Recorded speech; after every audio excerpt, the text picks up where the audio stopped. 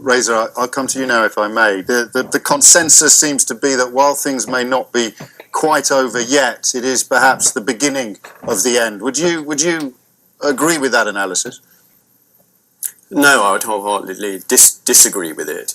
I think the fact that Aleppo is on the brink of being taken and Assad feels like he's winning doesn't mean that he is winning. He has to take ground and he has to hold ground. He doesn't have the military capability to hold ground. And as we've seen, what happens when forces are focused in one place, like in Aleppo, is that other places get taken and retaken. And the moderate rebel groups who were in fact fighting ISIS also have to focus their efforts on the regime who is killing people, civilians, on a day-to-day basis, because only they are really in a position to protect any of the civilian population. So what you're getting will be continual opening up of fronts all over the country. And if I may, I'd take issue with something that Lord Ashdown said earlier. I agreed with a lot of what he said, but the idea that the West doesn't have leverage to deal with this issue is simply wrong. You create the leverage, and you create that by creating consequences for the actions that the Syrian government and the Russians are taking. If you fire a cruise missile from a ship onto the end of a Syrian runway, I think their behavior would change quite quickly. The Obama administration could have done that at any point during this conflict, and it has chosen not to. You say at any point during this conflict, surely that would hold truer up until the point that the Russians got involved, because to fire a cruise missile at a Syrian runway possibly being used by Russian planes would be an act of provocation.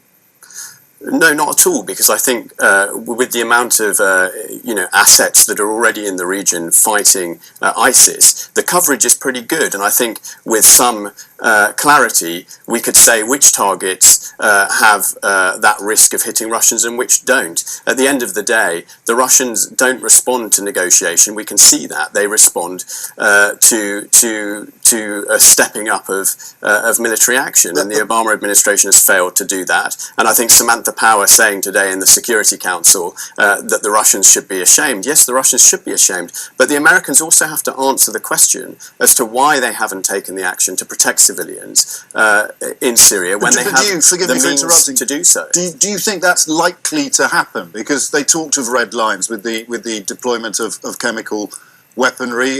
Barack Obama, of course, famously said you can't cross that line. They did. Nothing happened. What's changed? Why would you be more optimistic about intervention now in the final days of Barack Obama's regime?